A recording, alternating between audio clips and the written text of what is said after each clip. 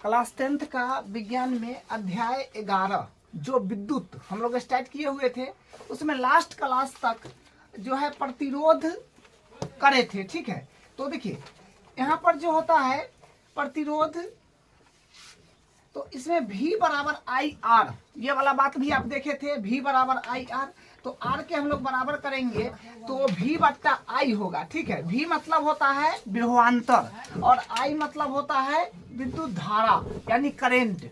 तब विभवांतर का सही मात्रक होता है वोल्ट और I मतलब विद्युत धारा, विद्युत धारा का सही मात्रक होता है एम्पियर। तो सबका SI मात्रक यहाँ पर लिया गया है। तो V बट्टा I मतलब वोल्ट बट्टा एम्पियर। तब वोल्ट बट्टा एम्पियर जो होता है ये ओम होता है। ठीक है, जैसे मान लीजिए कि एक यहाँ पर डायग्राम अगर हम बनाएंगे, ये परिपथ है और यहाँ पर 1 वोल्ट का बैटरी जोड़ा हुआ है और यहाँ पर प्रतिरोध मान लीजिए कि 1 ओम है। ठीक है, प्रतिरोध अगर 1 ओम है तो प्रतिरोध 1 ओम कब होता है? जब पास करने वाला इलेक्ट्रिसिटी यानी विद्युत धारा का मान 1 एम्पियर होता है तो तब क्या होता है कि प्रतिरोध 1 ओम होता है। ठीक है, पास करने वाला इलेक्ट्रिसिटी जब 1 ओम का होगा, सॉरी विद्युत धारा का मात्रक 1 एम्पियर होगा तो प्रतिरोध 1 ओम हो जाएगा। ठीक है, तो देखिए 1 ओम का परिभाषा हम लोग देखेंगे, जानेंगे कि क्या होगा। 1 ओम का परिभाषा क्या होता है? जब किसी विद्युत परिपथ में प्रतिरोध के दोनों सिरों के बीच विभवांतर 1 वोल्ट हो व उसमें से बहने वाली धारा 1 एम्पियर हो तो प्रतिरोध का मान 1 ओम होता है। 1 ओम का परिभाषा क्या है कि जब किसी विद्युत परिपथ में, कोई भी विद्युत परिपथ में प्रतिरोध के दोनों सिरों के बीच विभवांतर, कोई भी विद्युत परिपथ में प्रतिरोध के दोनों सिरों के बीच विभवांतर जब 1 वोल्ट होता है तो उसमें से बहने वाली धारा 1 एम्पियर होता, 1 एम्पियर हो तो प्रतिरोध का मान 1 ओम होता है। तो ये 1 ओम का डिफिनीशन ये हुआ। ठीक है, उसके बाद देखिए परिवर्तित प्रतिरोध जिसको बोलते हैं रिहोस्टेट। ठीक है, परिवर्तित प्रतिरोध क्या है? देखिए वह युक्ति जिसकी सहायता से विभवांतर में परिवर्तन किए बिना विद्युत धारा के मान में परिवर्तित किया जा सकता है, परिवर्तित प्रतिरोध कहलाती है। मतलब क्या समझे? वह युक्ति जिसकी सहायता से परिवर्तित प्रतिरोध वैसा युक्ति है जिसकी सहायता से विभवांतर में परिवर्तन किए बिना, मतलब विभवांतर में परिवर्तन नहीं करना है, ठीक है, विद्युत धारा के मान में परिवर्तन किया जा सकता है, परिवर्ती प्रतिरोध कहलाता है। विभवांतर में परिवर्तन नहीं करना है लेकिन क्या होता है, विद्युत धारा के मान में परिवर्तन किया जा सकता है, तो उसी को हम लोग बोलेंगे परिवर्ती प्रतिरोध। जैसे देखिए I बराबर होता है V बट्टा R, तब V फिक्स होगा क्योंकि यहीं पर बोला है कि वह युक्ति जिसकी सहायता से विभवांतर में परिवर्तन किए बिना, तो विभवांतर में परिवर्तन नहीं करना है, तो नहीं करना है, तो V का वैल्यू विभवांतर फिक्स रहेगा।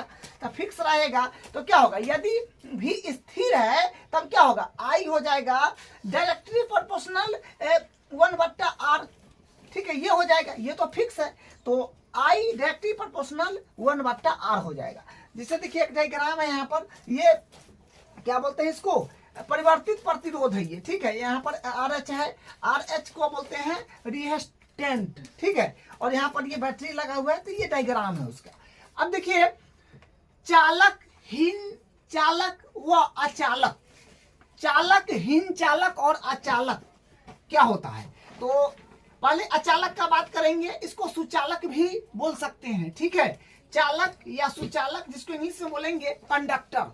तो देखिए ये क्या है, एक ऐसी आकार के चालकों में वह चालक जिसका प्रतिरोध कम होता है। क्या है कि एक ही आकार के चालकों में, एक ही आकार के चालकों में वह चालक जिसका प्रतिरोध कम होता है, उसी को हम लोग बोलेंगे चालक या सुचालक यानी कंडक्टर। उसके बाद हीन चालक है, देखिए हीन चालक या इसको बोलिए कुचालक।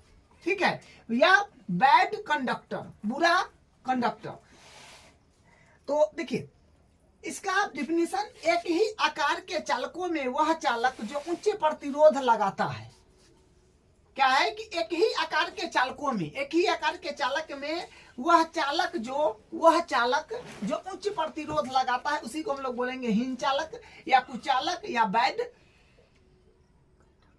कंडक्टर। ठीक है, यानी बुरा हीन चालक या कुचालक। ठीक है, अब देखिए आगे अगला अचालक जिसको बोलेंगे इंसुलेटर, ठीक है। अचालक जिसको इंसुलेटर बोलते हैं, अचालक बोलिए या विद्युत रोधी बोलिए, ठीक है। ये विद्युत का अचालक नहीं करते हैं। अचालक देखिए और लिखा हुआ है, इससे ही पता चल रहा है कि विद्युत का चालक नहीं होगा, ठीक है, या विद्युत रोधी, विद्युत का रोधी नहीं है ये। तो अचालक या विद्युत रोधी उसी को बोलेंगे, ठीक है। ये विद्युत का चालन नहीं करता है, ठीक है। अब देखिए अगला, प्रतिरोधों के निकायों का प्रतिरोध, प्रतिरोधों के निकायों का प्रतिरोध। तो इसमें क्या होगा कि देखिए श्रेणी क्रम संयोजन, श्रेणी क्रम संयोजन का ये डायग्राम है, ये श्रेणी क्रम संयोजन है, और ये है आपका पार्श्वर क्रम या समांतर क्रम संयोजन, जो इसका डायग्राम है, ठीक है। और मतलब ये दो प्रकार का अपने एनसीईआरटी बुक में है, ये वाला बुक में नहीं है। ये हम लोग अपने बनाए हैं मिश्रित संयोजन, जो किस प्रकार का होता है, वो मिश्रित संयोजन आपका इस प्रकार का होता है। तो प्रतिरोधों के निकायों का प्रतिरोध में आपका एक श्रेणी क्रम संयोजन, जो इसका संयोजन कुछ इस प्रकार से होगा। यहाँ पर प्रतिरोध है R1, फिर R2 ये प्रतिरोध है, R3 ये प्रतिरोध है, जो कि ये आपका श्रेणी क्रम संयोजन हुआ, जो इस प्रकार का ये संयोजन हुआ, ठीक है। पार्श्वर क्रम या समांतर क्रम संयोजन, जो इस प्रकार का संयोजन को ही हम लोग बोलते हैं पार्श्वर क्रम संयोजन या समांतर क्रम संयोजन। ये वाला मिश्रित संयोजन है, जो इस प्रकार के संयोजन को हम लोग बोलते हैं मिश्रित संयोजन, ठीक है।